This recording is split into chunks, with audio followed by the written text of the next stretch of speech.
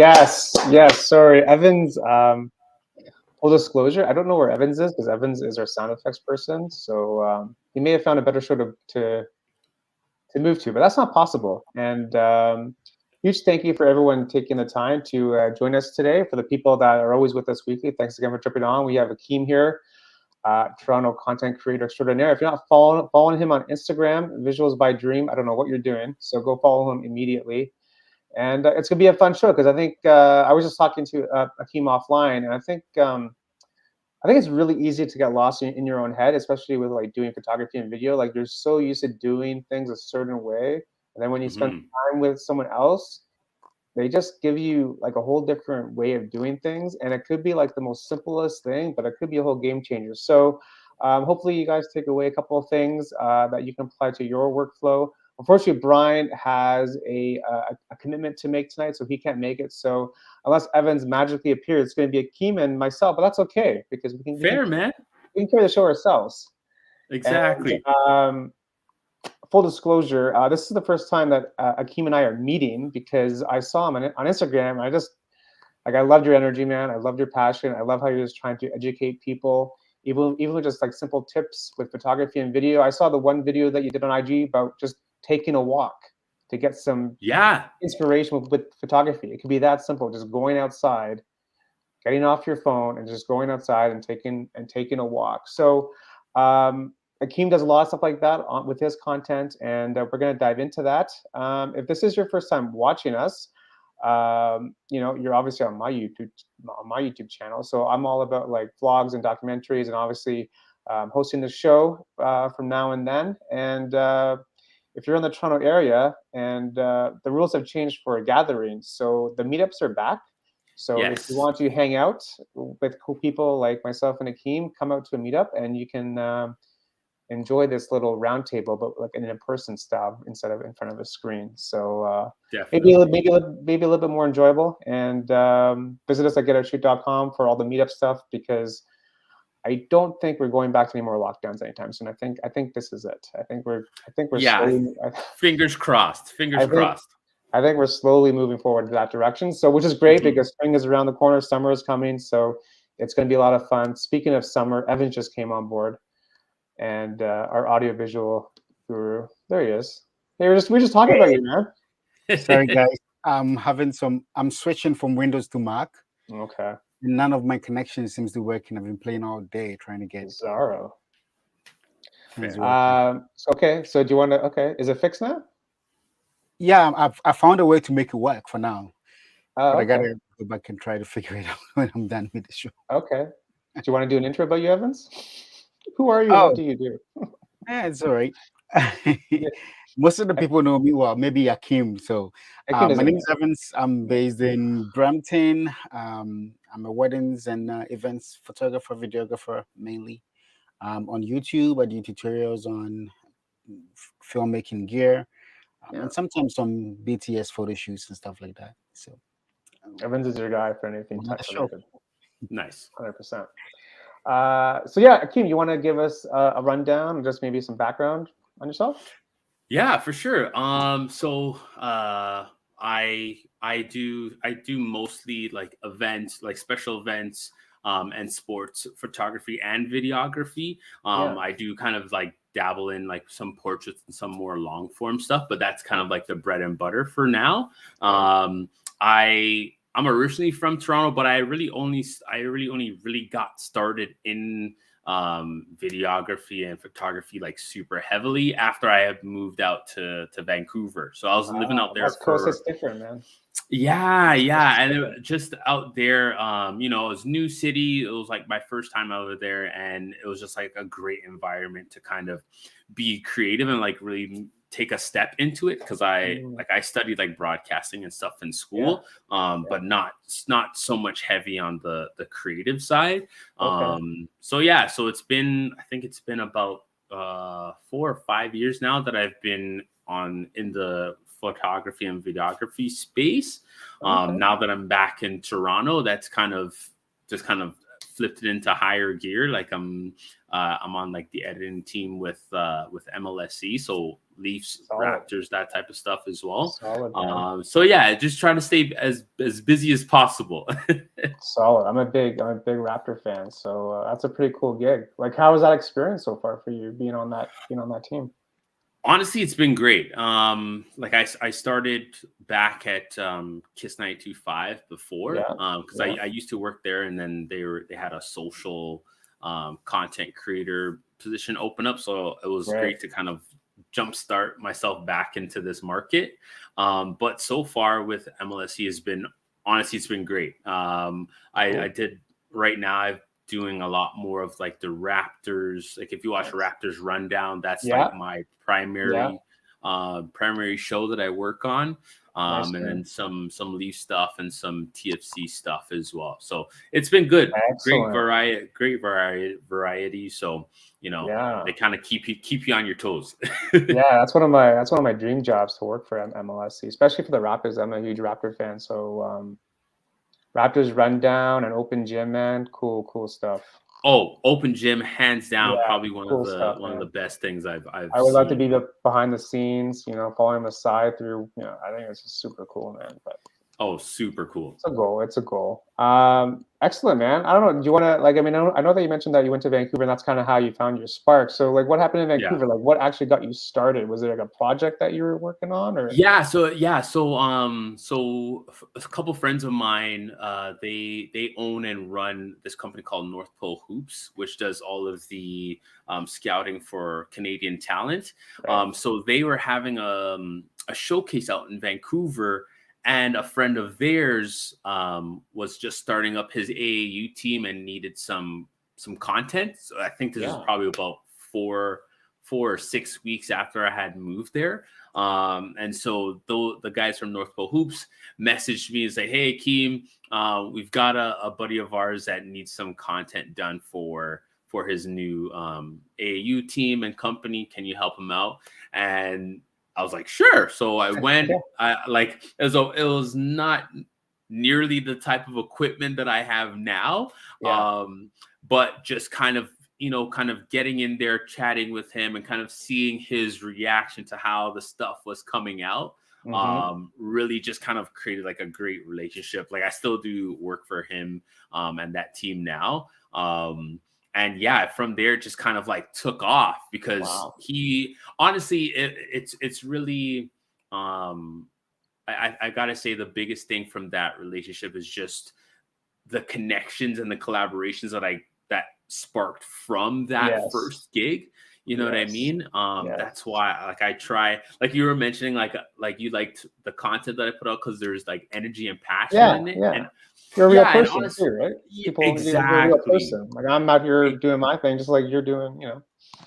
Exactly. And I think that just allows people to just have a much better connection with you, especially on like work like this. So like when I did that first 3 projects that I had done for him, that turned into a bunch of like athletes that were out there, because you know Vancouver is very super heavy on like fitness and athletic culture out there. So you know, it was just kind of almost raining in after that first gig. You know what I mean? Nice, so man. I think just kind of from there, it just kind of took off.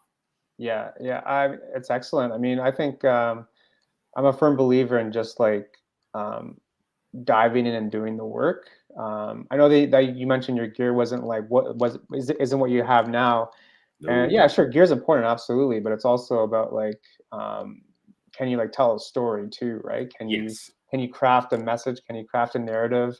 Because there's a lot of things that go into making a video, and gear is one part, but there's like a whole other series of things that go into it, especially working with clients, right? I think that's a whole other ballgame in terms of like working with clients and making sure that like everyone's happy. It's you know, it's not as easy as everyone thinks it is, right?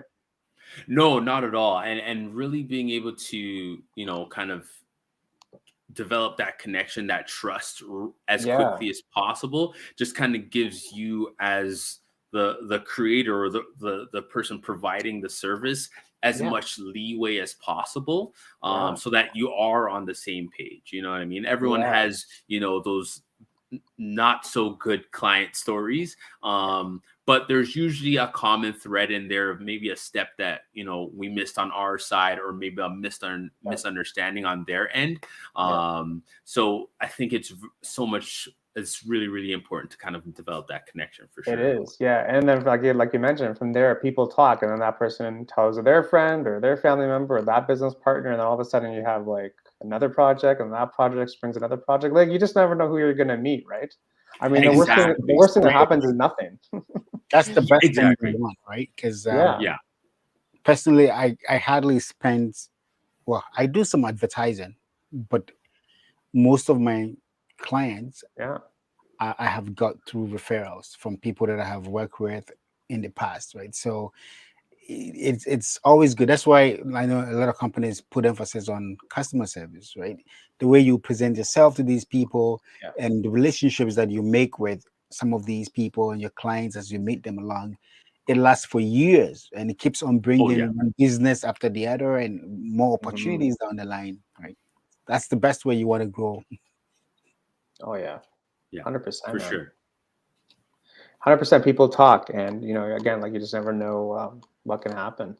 It's a great story, man. I dig that. I dig that story. Yeah, 100%. Like the connection is key. Yeah, just being able to like speak with someone and like kind of understand what they want, and being able to like deliver on that message, I think, is a huge skill too, right? Yeah. Now, do you prefer photography or like video more? Is there one that you prefer more?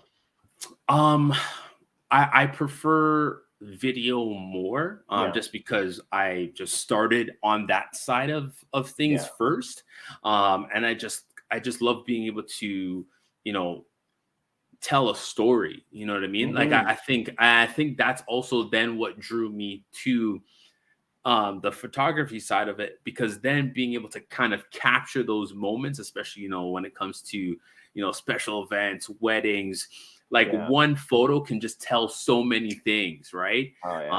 So I think I'm still primarily a video guy, because I do like behind the scenes stuff and other kind of fun stuff like that, but definitely a love for both, for sure. Yeah, excellent. So you went to school for broadcasting, so you just learned the editing piece like on the side, like on your own, or was that included part of the program? So it was a small part of our program. So I went to University of Guelph Humber, just on the west side of the city. So it was a media studies program. So you had journalism, broadcasting, photography. So and then you had to kind of like learn all three and then pick a major type of thing in there. So so in there we kind of like got to like dabble it kind of like in everything, and then as you know, you kind of get the hang of the projects when you get to other companies, then you kind of use more of that skill set. So that's kind of like how it started. What do you use to edit? Premiere? Now I am on the Premiere system, but honestly, I would trade it for Final Cut in a second. 100%. I just find Final Cut so much easier in the sense of being able to do a lot of custom things without a million steps in between. You know, especially when it comes to, you know, motion graphics. After Effects is great, but the steps and the process that it takes you to get to that end result, unless you're working on big production stuff or more long form stuff like documentaries, where you really need to make sure everything is completely on point. Can it's a lot more cumbersome than helpful. Like in comparison, something that I could do on my old MacBook in about 20 minutes is going to take me an hour and a half to do on Premiere Pro, right? Come on, Adobe, shape up, man. That's for me. It's all the crashes, you know. Like yes, I moved away recently, and it was just the frustration, you know, the crashes. Oh man, the crashes. It's done on the timeline, and my computer is crashing 10 times in a minute. Well, because you're editing 8K footage, man. Well, that's it. That's it. Right. But no, yeah, I'll definitely, if I had to choose one to just use for the rest of my editing career, Final Cut. Just because the plugins are so much easier to use. They've got a magnetic timeline. It can still, depending on your MacBook, like the new MacBook Pros can, and more so the iMacs can handle that, that 4K, 8K footage pretty decently with that new M1 chip. And it's just, the workflow is just so much easier and quicker. You know what I mean? I've been using an M1 for 3 days. And in terms of editing, I'm loving it. It's about there you go. To work, getting my microphones to work. That's where my pain is. For sure. We gotta have a studio question from Suban. What camera do you use for video, Akim? So right now I just picked up the Sony A7 IV because I'm a hybrid shooter. So that's kind of like the best one for me right now. I initially was gonna pick up the A7C, but I just held out a little bit longer just to see if when that A7 IV was coming out. Luckily it did finally come out. So that's kind of what I'm gonna be my primary camera now. Yeah. Evans approves. Suban approves. Yeah. Suban approves from the audience. I'm actually trying to get a second one and it's taking forever. Yeah. Well, that's it. Well, definitely you gotta try. So I picked up mine at Downtown Camera, just down by Church and I think Adelaide it is. Yeah. But yeah, no, they were like getting snatched up so quickly because you can shoot 4K, you got 120 frames. And it's a big step up for me because my original camera was a Canon 80D. So still in that hybrid format, but still a much older camera, right? So I just to kind of step into full frame and just kind of hit the ground running. I started saving for the A7 IV when the A7 III was released. Yes. So I used my A7 III from release day, and I loved it. And so I had always been waiting for the upgrade to that, the A7 IV. And I'm loving it. The 10-bit codec, 10-bit-42. I'm loving it. So as soon as my A7 IV got in and I used it for the first day, I listed my A7 III for sale because I always like to use two bodies of the same for weddings. But I've used the Blackmagics and all the other stuff sometimes, but my main go-to for hybrid shooting has always been the A7 III and now the A7 IV, and they're great. Yeah, 100%. And like when it comes to like hybrid shooters, it's just I find that Sony just has done a much better job. Obviously, you're not going to get everything because it's a hybrid camera, right? So you're going to have some setbacks, but I don't think they're so severe that it's unusable. You know what I mean? Like I know a lot of folks don't really like that the 4K 60 has a crop, but me coming from a crop sensor camera, that doesn't bother me because I've already gotten used to shooting it with that crop, right? So I think it's more so you start to make the upgrades once you understand that you've reached the limitation of the gear, and then that now makes sense for you to get something new, you know? For me that 4K 30 4K 60 crop, right, it's both of a blessing if you know what you're doing, right? Yes, you work around it. I work around it. I use gimbals a lot, and before the A7 III, my main gimbal of lens for gimbal work was the Tamron 28-75. Yes. The 28 was a little too tight on the A7 III, A7 IV, because when you go into that crop mode, that 28 becomes like almost a 50, right? Yes, exactly. But in place of that, I now use the Tamron 17-28 when I'm shooting video. And that crop, because I'm now using a 17mm lens, I can always compensate for that, right? So it's all about knowing the limitations of the camera that you have and Exactly. working with it, because you're never going to get a perfect camera. Mm. No, Otherwise, never. we all be, what's his name, camera conspiracies, right? Oh yeah, exactly. But we're never going to get a perfect camera. No. But I feel like the A7 series gives me the best of both, right? Yes. Enough to make my video work, and in more than enough to get my photo work done, right? So Yes, exactly. there's 100%. always a I compromise one 100%. way or the other, and I feel like the A7 series gives the compromise there is not as great as with other systems. Yes, exactly. 100%. The compromise, like there, it's only maybe 1 or 2 points where something like maybe on the Canon side or Nikon side, it's just the setbacks are just gonna be much more glaring. Whereas I find in the Sony, you're still gonna have, you know, a decent, was it 33 megapixels on this. So you got a good sensor size. It's going to be great in low light. And then whatever, now that just comes down to the glass that you're putting on. And then that will kind of, like you said, you understand the limitations. Okay, if I know I'm shooting a certain type of event, you've already pre-planned, okay, how much space am I going to have? What type of photos am I going to be able to get, or video? And then you kind of make it work on that side too. And for someone getting started, right? I'll tell you what, this is a little trick I've been using that most people don't get. You see, when you're shooting on a Sony camera and you're shooting APS-C mode, which is the crop, right? Even on the A7 IV that I didn't have the crop, I used to intentionally put my camera in crop. And that's because if I have a 16 millimeter lens, I have two lenses right now. I have a 16 and I have a 24. And I don't lose any quality, especially if you're shooting in 4K. That punching in there, because it's doing it on the sensor and not a digital zoom, you're not losing any quality. You're not losing any details. And so to carry one lens and have two focal lengths in it, right, because of the APS-C mode, for me, it's an added bonus. Most people may not get that, but it's an added bonus because I can shoot at 16, I can shoot at 24 by just one button press, putting that camera into APS-C mode.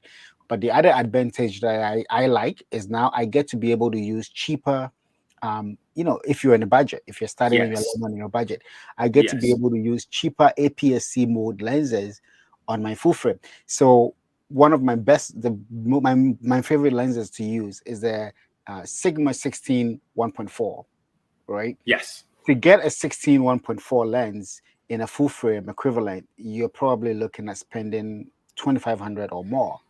But the Easy. Sigma 16 1.4 lens, it's a $500 lens. It's actually maybe $450, but you're getting that 1.4, and it's a crop. But if you put it on a Sony body, that's a 24 millimeter right there, which is more than enough. Exactly.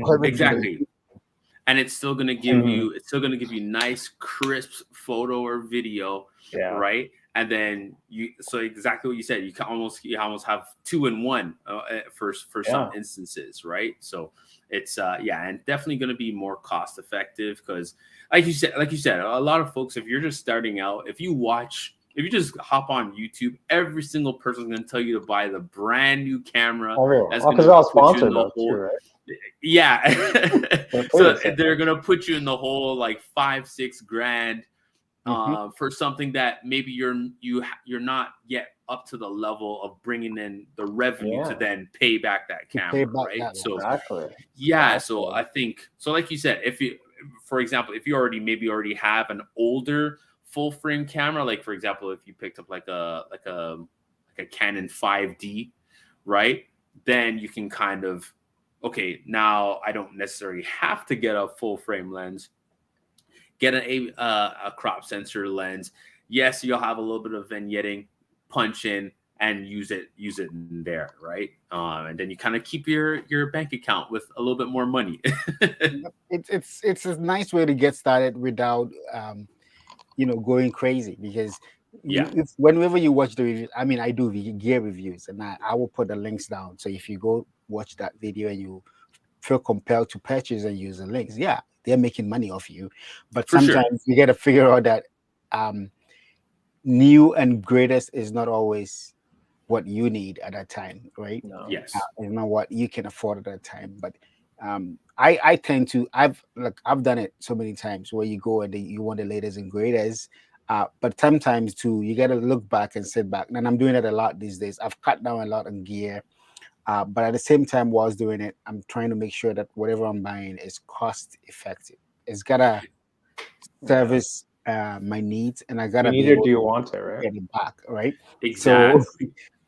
I have a couple of G Master lenses, but I don't, I don't look to waste money going that line.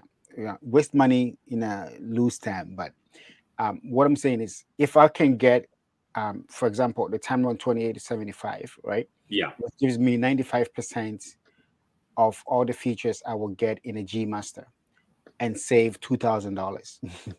I'll take it. Right. Yeah.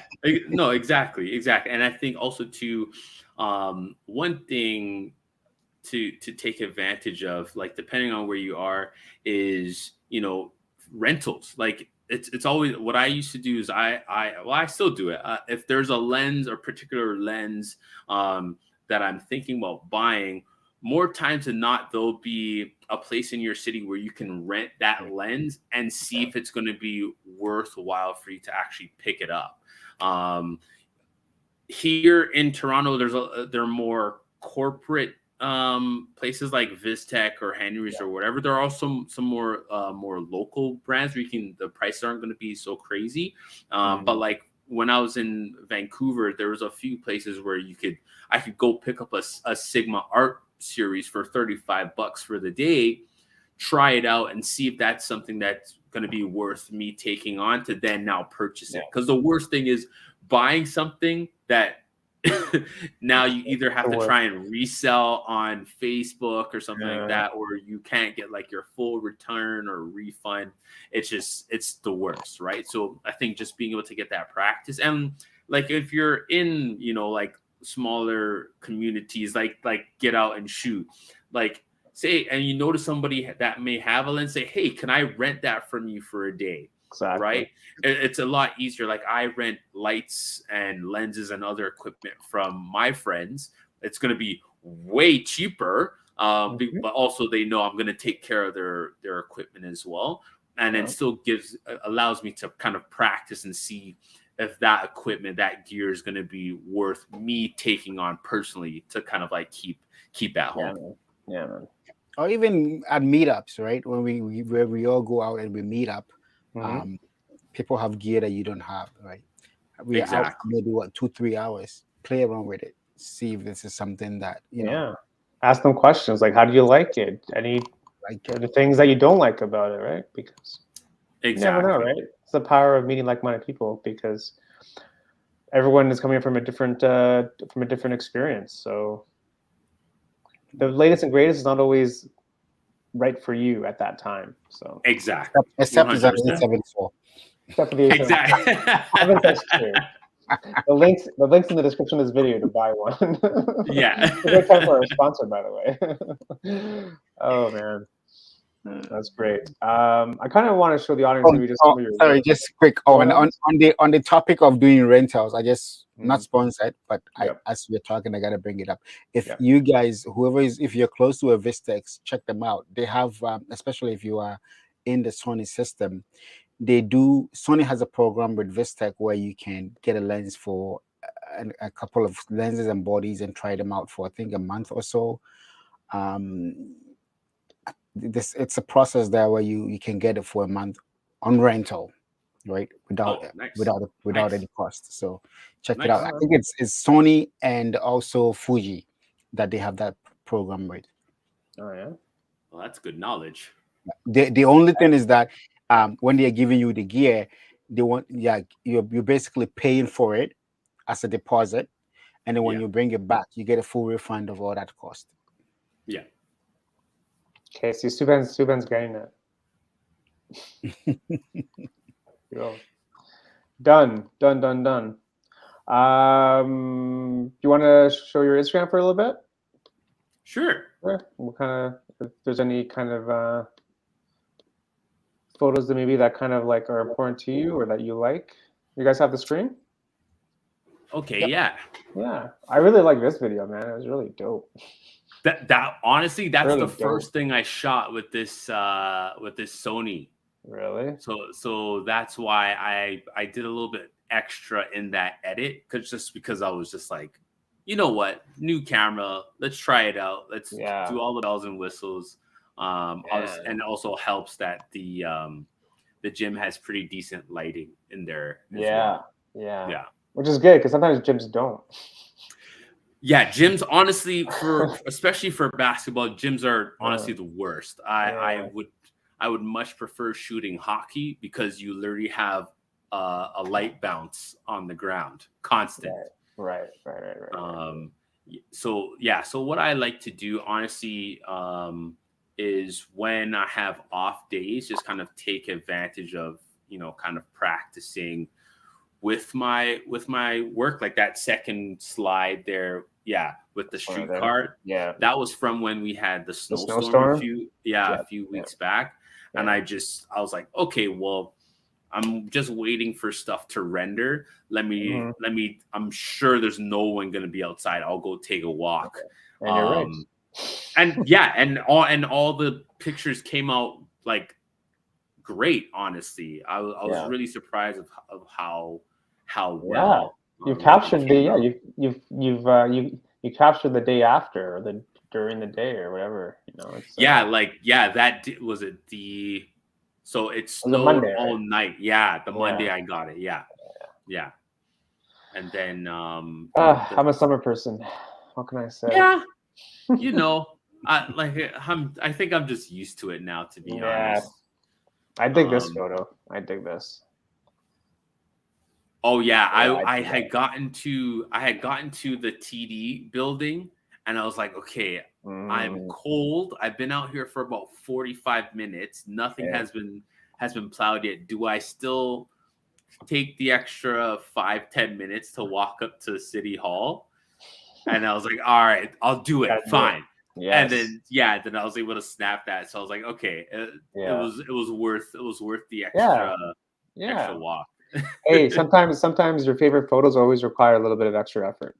Yes, and I think that's when it's a little bit more rewarding, when you actually have to put some more effort in, because it's not supposed to be easy. No, and then because you're making the extra effort, then you'll make sure you get the shot.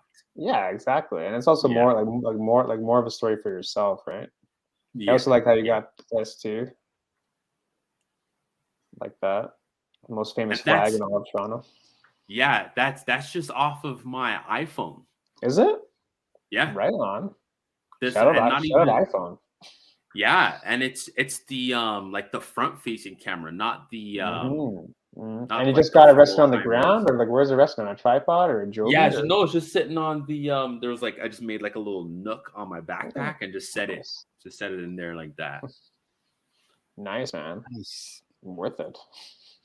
Yeah, I'm looking at your videos, man. They're nice. Yeah. Oh, thank you. Your profiles, or you just shoot the standard profile? Well, all those are on my older 80D, so they're all neutral profile, so as flat as you can really get that camera, and then kind of overlaid with the with like a LUT and some color grading. Yeah, nice, solid. On the A7 IV, try Cinetone, pretty nice. Yeah, that's what I was using that on Saturday. We were shooting this TEDx event up at McMaster University. So I was the A-cam. So we were all, there was 3 Sony cameras, and we were all using the S Cinetone for that. And the editor, he started going through, he's like, everything looks amazing. So definitely. I was on the A7 III, just because it was an 8-bit codec, and sometimes it's really hard to grade S-Log. I forced myself to stick with what do you call that one? HLG3. Right? Oh, so yes. HLG3 most of the time. And then when I pick up the A7 IV, I started trying out S-Cinetone. And I think I'm sticking with it, because straight out of the camera is like you're looking good already. No, exactly. And so it's just more so final Yeah, touches. And then just to kind of maybe make the color grade to how great. Yeah, you want it to be, but yeah, right now on the page is just a lot of spec work, Nice, like man. that Porsche video in the middle. A Yeah. buddy of mine, he was able to he used to work for FAF. Okay. So Mercedes, Porsches, like all high end cars, they would Yeah. like kind of let him like book him out for a couple hours, and then 8, 9 of us would go shoot a bunch of spec work, and then kind of use that to kind of get some new gigs coming in. what Solid, do you man. use for stabilization? What I had, where's that suitcase? What I was using before was an old like Moza Air Mm, that a buddy of yeah, mine gave to me because he wasn't using his photography equipment anymore. But Yeah. not, I'd say like 90% of my work is still handheld. So I'll use. So I had like a Solid. shoulder rig for the Canon that I had. I'll probably just get like a small cage and some other stuff for the Sony. But I kind of try to use handheld as much as possible. I still have pretty steady hands to kind of give you that more like natural shake, like you were saying, like open gym, like Yeah. you'll see Yeah. a little movement, just kind of Yeah. like that natural movement. That's kind of more so the style I really like to shoot. Sure. Just Because it's more because like real life. yeah, and it It's also just kind of cinematic. exactly Mm. because yeah, as you know, gimbals can be temperamental. yep, And I never wanted to be completely reliant on it, Mm. right? Okay. So like yeah, so like when I was in school, like I practiced with like the big, like news cameras and stuff like Oh that, yeah. Oh yeah. on your shoulder. yeah, and like And just like holding tripods. it steady, man, like this, just like Yeah. a rocket launcher. Yeah. So practice with that, and Yeah. also practice with like tripods, just to kind of understand how to get that smooth movement. Mm. But outside of that, man, I kind of keep the gimbals to just like very specific types of projects, really. Love it. Yeah. Yes. Don't want to be reliant on just one piece of gear, because yeah, sometimes it throws Yep. tantrums, right? And then what do you do? Especially when you're in the Well, middle of a project. It's like, oh boy. Oh boy. exactly. So I think it's better, for at least for like the types of stuff that I have done, which is more so sports and like lifestyle stuff. You can kind of use more of that handheld look for it. Yeah. Yeah. And then if you just need like one solid shot, I think that there's always good to kind of have a gimbal in there with Yeah. you. I've For, been lucky enough for my to have wedding stuff, somebody. I like to Mhm. use gimbals a lot for, especially at the reception, because you gotta Yes. chase people up and down. Shaking up the Yes. But wedding. when you're doing the like the preps times and stuff like that, where I have a lot of time, and I'm not in a rush, yeah, I handheld a lot of stuff. Um, but at a reception, especially if it's stuff that you're gonna be chasing people up and down, I rather put myself in a gimbal. Yes, Sometimes yes, 100%. Whenever if you've got to like do a ton of moving, or there's more possibility for people to be running into you, it's much better to have like whether a steady cam yeah, or a gimbal, something like that, just to Yeah. kind of give smooth, solid movement, and then you're kind of off to the races. Yeah, absolutely. It's interesting to see where like the future of content is going, because obviously it's moving to like short form content, right? With the TikToks and the Instagram Reels and the YouTube Shorts, where you only have 30 seconds, a minute of content worth. So, I always ask myself, like, where is content going? Is it going more into like the raw, like vlog style, where someone just like saying whatever they want to say, and it's like, less cinematic? Like, where do you think the future of content is going? Is it going to like more like raw video instead of like cinematic stuff? Yeah, I think as long as you're gonna have TikTok, Mm-hmm. and especially like IG Reels to kind of be your top players. I guess now you got to add in YouTube Shorts. YouTube Shorts, yeah, of course.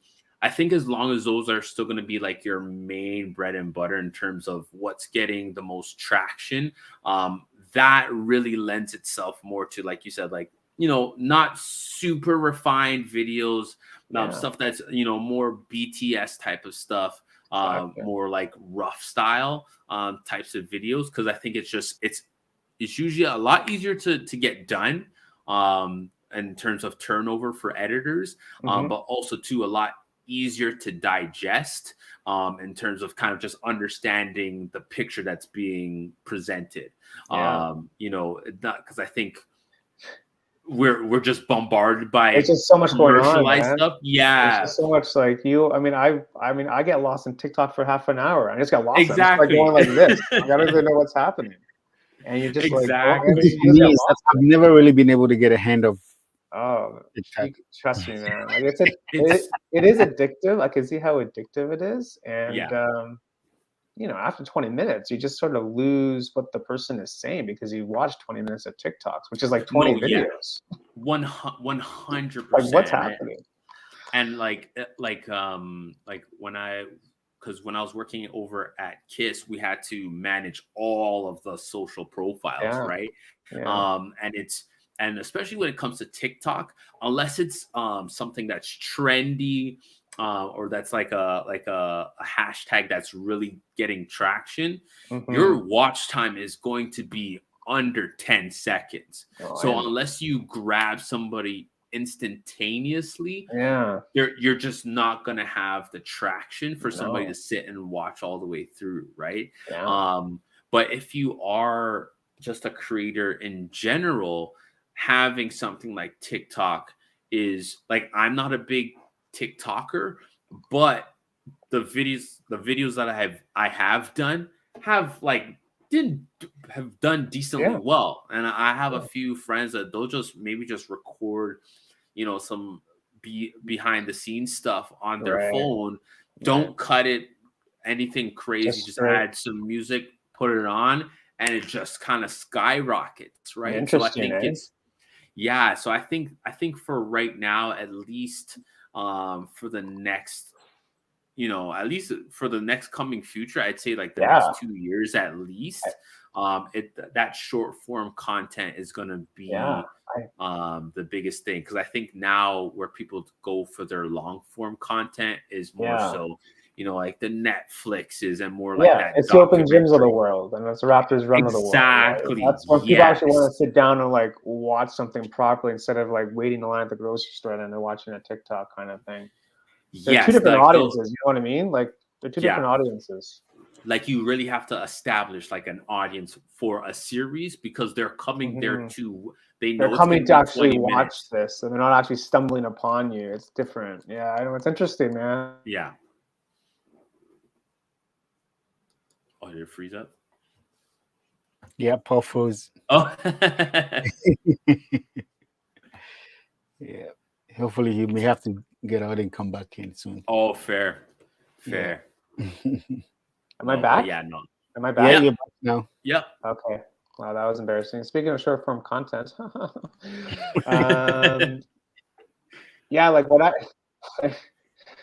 what I do is I just make like one quick little clip of whatever, and I post it everywhere, like Instagram Reels, YouTube Shorts, TikTok, because you've already done the work. Like you don't need to do any extra work. Like you already have the content. You just post on like multiple platforms, and like some fly on Instagram Reels and some fly on TikTok. Like there really is no rhyme or reason. It's just not at all. I think, no. Yeah, now it's just really, you know, kind of throwing it and see what sticks. I think for TikTok, if you're able to, like, for example, you have something that's already done and you're uploading in, if you add like text, like if you're doing something that's in app, I feel on my end that seemed to have help a little bit in terms of, because you're doing it natively in the app, so it's going to give more attention to it. Whereas if it's just something that's done and uploaded, they're like, well, you didn't really do anything here, so it's not really helping us to kind of keep you on the app. You know what I mean? Yeah, I have a few on TikTok, but Yeah. I think for me, Instagram and YouTube have been my main place. Yeah. TikTok, I never really got the hang of it right from the beginning. I tried, but I don't know, was just not for me. No, So, yeah. so I'm just stuck with Instagram and YouTube. But I don't know, looks like Instagram is also dying out gradually with all Yeah. this Yeah, I don't know. video. It's all video there, man. It's all video Yeah, there now. Oh yeah, it's yeah, it's All all video. video. Like IG Reels first, and then everything else is just gonna be second. Yeah. Just because it's now adopting kind of more so that TikTok model of, yeah. because if you notice, if you watch somebody's reel, it'll just automatically send you to Yes. a whole bunch of reels, Yes. right? Yes. Yes. And I think if you stay on some of them for long enough, then it almost automatically makes you follow some of those That people person, as yeah, well. because it keeps Yeah. showing you the same content from the same guy. Yeah, it does. Exactly. Sneaky, very sneaky. Very, Yeah, very, very very sneaky. sneaky. Yeah. So I mean, where do you prefer to post your photos then? Like on your website or like on Twitter? Like where do you like to post your photos? Besides So besides IG. Besides IG. besides IG, Yeah. honestly, like probably my website. I think now that I've had time to update it, I think now it's going to kind of shift more so to, Twitter and Facebook, because I just haven't been on those for like the longest time. Yeah. Just because for work, we just really just primarily on Instagram, Snapchat, Mhm. TikTok, because those are the hottest ones. So you're just going to keep feeding stuff there, right? Yeah, man. So I think now that I have time, it's more so to kind of update the website and then kind of feed that into Facebook Right. and kind of get my Interesting. Twitter back up and running as Yeah, well, because I man. haven't used it for a long time. That's where all the photographers are, is on Twitter. That's also what I'm finding. Like Mhm.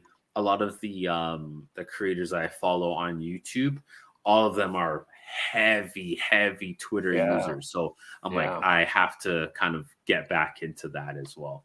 Yeah, man. Yeah. Yeah. I'm just showing some of the photos off Akim's website. Love the basketball. Oh yeah. Where was this taken? Like what gym was this taken at? Those are in BC. So that was at UBC, like University of British Columbia, and a couple of the AAU teams that I was working with out there, as well. Those were the UBC guys. Those are ones that I did for Victory Creative. It was like a division of Nike and somebody else. Solid. Yeah. So it was fun. Got to do some stuff in there and kind of get a good breadth of stuff. And then on the product side, I've been able to, product side was super. That was like it was super, it was super heavy for like all of COVID. Sorry, the pandemic times. Like product photography was huge for me. I think that was pretty much all of my business How come? for the last couple of years. Well, a lot of the clients were you were taking the product with you, so you didn't have to necessarily be anywhere. And then, like for example, the sapsucker one, we did that during the summer, so we just shot that out at Trinity Bellwood, so you didn't really need to worry necessarily about how many people were around you and stuff like that. Yeah, so it was honestly, that's kind of what helped me a lot during the last like year and a half, 2 years, because it's nice, simple stuff. The clients were great. A lot of them I got fed through. I do a lot of work with Curiosity as well. Yeah, and this is a lot of their client work. But yeah, that's also like if you're just starting, and maybe you don't have a ton of like clients coming your way, like doing like if you just walk into some coffee shops or something like that and just do a 100%. couple free free, let's say, hey, give me like half an hour, I can get some new content done for you, then kind of use that to kind of show to other people. It'll be huge. 100%, man. Just pretend just pretend you have the job. Yeah, exactly. What would you do, right? Because when you pretend you have the job, you really have no stress, right? So just see what you can do. Yeah, and then tag the company on IG, and then just see what happens, right? Yeah, because nowadays, honestly, especially when it comes to supporting local and any business that has a storefront is going to need some form of digital or creative work. It's mandatory. It's mandatory. Yeah, it's not even optional anymore.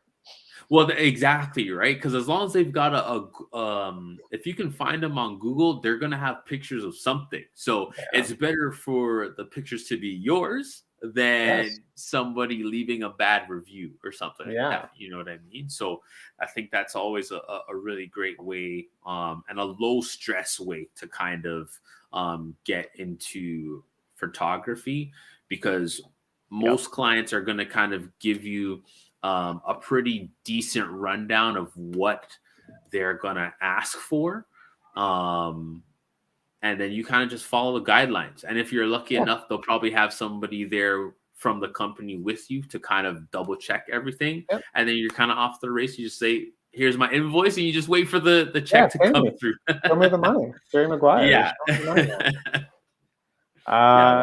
Big believer. Like when you're just starting out, you just gotta like hustle, man, and you have to put yourself out there as much as possible and put yourself in front of as many people as possible, because really in the end, it's sales, right? It's a numbers game, right? So the more people that you're speaking to, just by pure stats, someone's gonna say yes. So and you start from there, right? You're not gonna work at open gym your first gig. You gotta start somewhere smaller and then work yourself up to that level, right? I think people sometimes have a misconception about like, oh, I want to be a content creator, it's going to be so glamorous and all this stuff. Well, you got to start like not over here, but like over here, because you have to prove yourself. I was just speaking to someone the other day. We're talking about being a content creator, because like being a content creator is such a buzzword these days, right? It's like, well, what is it? Like, what do you do every day? Like, you just create content? Yeah, I create content. Okay, what is it? It's very much a buzzword without folks really understanding the context of what goes into. Man, that's a lot of work, man. People don't understand. Oh, I'm gonna have a great work-life balance and have 3-day weekends. But no, you're probably gonna be actually working more hours. Exactly. When between meetings with clients, between editing, rendering, depending on the type of footage you're working with, people don't know. Hours get crazy. People don't know, right? Like you take the simple example of making like a YouTube video. People don't know. People that don't make videos don't understand what it takes to make a YouTube video, and not even like a complex one, just the basic one with like graphics, sound effects, music. It takes time, right? It takes focus, it takes discipline to do that. And you take that example, but like multiply that by like multiple clients with like multiple deadlines. Now we're talking about like work. Like this is work, right? Exactly. And that's before you're really doing even anything for yourself. Right. It's not even for you, it's for them. Sure, you're getting paid, but it's work, right? Like, so I think I don't know. I just feel that there's this like just fantasization about being a content creator, because it's almost like being famous. Like everyone wants to be famous, but do you want to be famous? Really? Really? Well, and that's the trick question, right? Because when you show how much work has to really go into doing something like that, you're like, do you still? Let me take you behind the curtain. Let me take you. My name is Akim. You can follow me around for a week and tell me after if you want this job or not.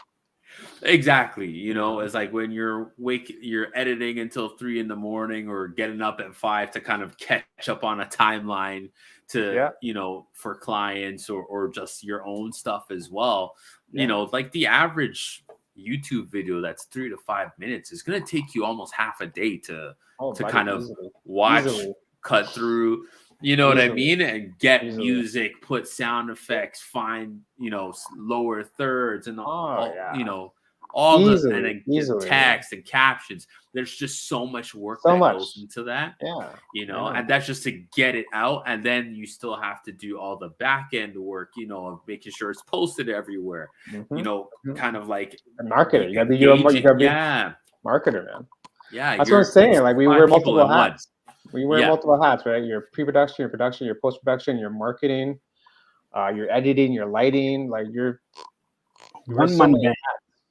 Yes. Yes. Yeah, it's just I don't know. To me, like it's good skills to learn. And when you're just starting out and you know, find like a low stress way to show your work. And I think just pretending that you have the gig, I think is a great way to do that, really.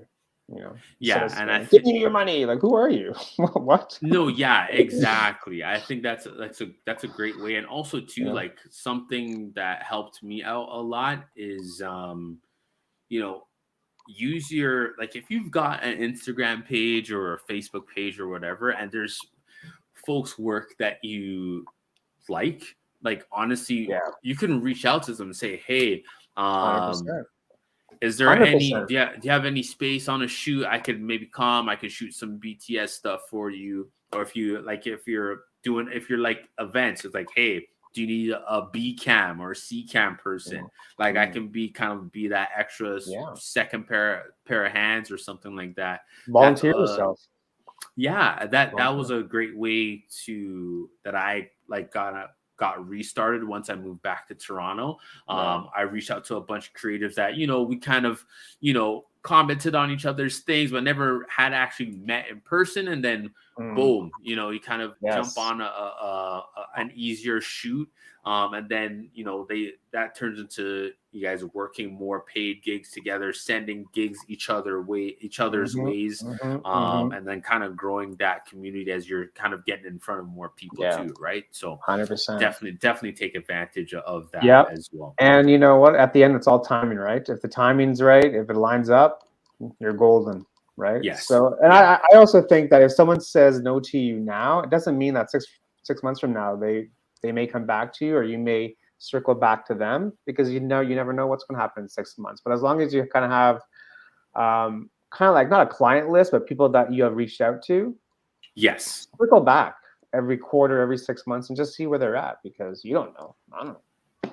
They may say exactly. And also too, when you do circle back, even if maybe they're not available, they may suggest somebody who will need you. Oh yeah. Right. So, well, you know, Akim actually needs, you know, actually call Akim because he needs a thing. Oh, okay. Exactly. And I think that's the best way, because I think whenever you reach out to someone, they can tell whether you're being genuine about the ask, or you're just trying to make it very transactional, because service based versus customer based. Exactly, right? Because, you know, a friend of mine, Nicole, if you're on Instagram, follow her it's nchaps @nchaps. Like, she gets hundreds of DMs a day of people asking to jump on shoots or for her to shoot stuff for them, but very few of them is it being a genuine ask. You know what I mean? They're just trying to close a sale.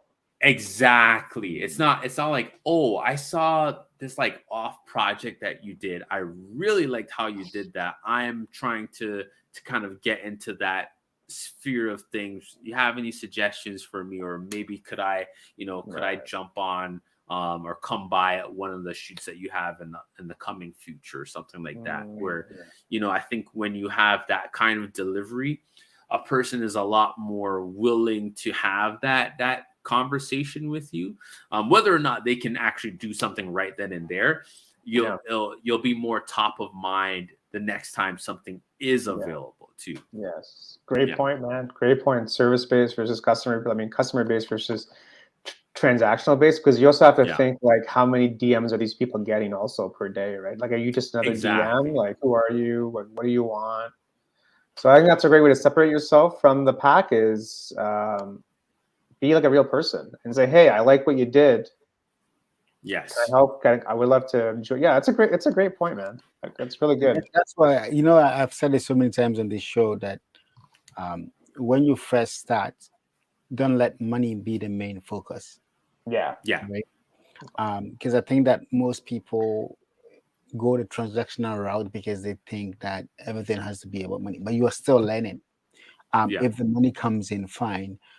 But for me, when I first started, my focus was on learning as much as I can, right? And so, like I told you guys, there was a guy that I worked with for free for almost 3 months. Yeah. Right? I had never shot a wedding, but he was a wedding shooter. And so I went out with him for different weddings, maybe for 3 months. Then one day he gets up and he says, oh, we have 2 weddings today. You're shooting one, I'm shooting one. Right? And that's how I got into beginning to shoot weddings. I started off a hobbyist shooting for fun. I reached out to this guy and said, oh, I see you doing weddings and I want to learn and improve my photography skills. You mind if I hang out with you, some of your weddings? It's okay, come along. So I go and I'll shoot with him a full wedding day. Give him whatever I shoot. He will go through. Sometimes he'll come back to me and critique some of the images I shot.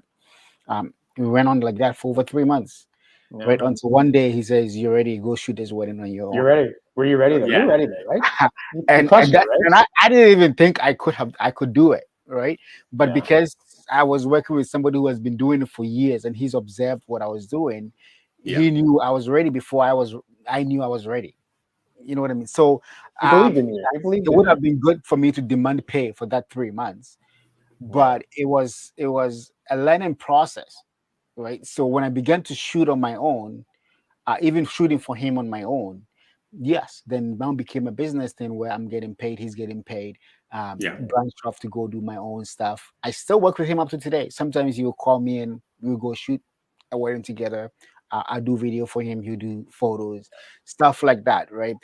So when you're beginning and you're reaching out to people, I think that you gotta have that expectation is that if the person is on a project where they've already budgeted and is being paid, if the person gives you something out of their own, fine, but don't expect that you're gonna call somebody out and expect the person to pay you, right?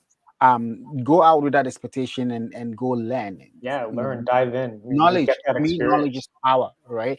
So even if I don't make that money right now, but I gained the knowledge or from that person, I gained some insight from that person, how I can improve my craft, right? That is payment enough, because down the future, the use of that knowledge will be worth more than that money I could have made right now. Exactly. Pay it forward, man. That's it. 100%. Pay it forward. We're up against the hour, so I don't want to keep Akim any longer, but a huge thank you for taking the time, man. We should probably do this again at some point, because I dig it. You're very passionate. You're very knowledgeable. I like your energy. Thank you. Crushing it, man. Yeah, no, it was great. It was great. Yeah, whenever you guys have a slot, maybe talk about some other stuff. Yeah, who knows? For sure. NFTs, who knows? All kinds of crazy stuff going on. Yeah, we gotta talk more video stuff soon. We gotta talk more video stuff, because I think we've been doing a lot of photography shows, not much in videos. So. Yeah. So again, thank you, Akim, for jumping on. Go follow him at Visuals by Dream on IG. Trust me, his content is so good, and hopefully you guys took away a couple of things. Evans, final thoughts? No, it was a good conversation. I think we went the video route a little bit more than the photo route, but that's good because we've done too many photo shows. And we need to encourage people to start shooting videos and photos. Just start doing it. Use your phone. Yeah, like I said to people, use your phone, use anything. You have a DSLR, you have a mirrorless camera, it has video features. Why not use it? Right, to create something to it. If I can do it, anyone can do it. Trust me. That's it, man. Akim, final thoughts? Honestly, great show. And yeah, like I said in that last video, is like, if you're on the fence, use what you have with you. Use your phone. You know what I mean? It's a great way just to kind of take the stress off and the anxiety of not having, oh, I don't have like a $6,000 camera to go out and shoot a couple of photos and of the street photography or something like that. Use your phone. You know, it's an easy way to kind of get into it. And then, you know, then you can start making the progress from there. So just go out and shoot and make it easy on yourself. 100%. Thank you, Akim. Just hold back when we go offline. We just hang back in the green room for a couple of seconds. And yeah, we'll see you next week. I think next week we're doing the black and white challenge, right, Evans? Is that what we're doing? I think so. Brian's doing it. Last week we're doing. Well, we're very organized on this show. So guys, don't forget the black and white challenge. Yeah. If there is next week, we will post it up on Instagram within the week. I believe it's next week, but yeah, we'll sort it out. We'll post it on IG. We'll get that together, and we'll see you next week for another show. Have a great evening, everyone. Evans, sound effects. Oh, wait. Outro music. Wait. Akim's gonna be very impressed with us right now. I was enjoying the show too much that I wasn't even paying attention to it. You know, should I just end it then? Because this is getting embarrassing. Yeah, go ahead. Cut it out. You're done. That's the outro music right there. All right, hey.